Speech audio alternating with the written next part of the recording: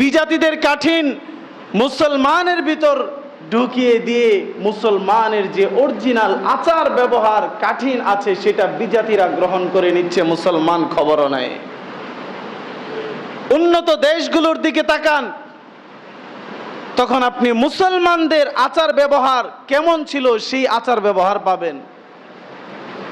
সেটা তারা কোত্থেকে নিল আপনি কল্পনা করতে পারবেন না।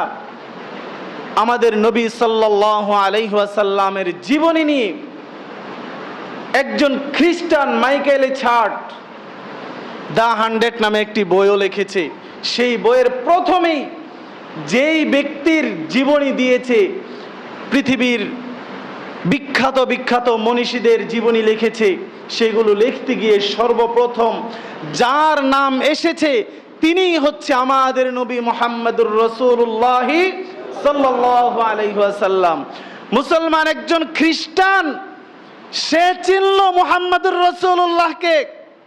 একজন খ্রিস্টান হয়ে বুঝলো যে মুহাম্মদুর রাসূলুল্লাহ উত্তম আদর্শের ছিল। আল্লাহ তাআলা যে উত্তম আদর্শের কথা বলেছেন মুহাম্মদুর রাসূলুল্লাহ নামে, মুহাম্মদুর রাসূলুল্লাহ উত্তম আদর্শের ছিল। আর তুমি আর আমি খ্রিস্টানদের, ইহুদিদের কৃষ্টি কালচার মানার চেষ্টা করি।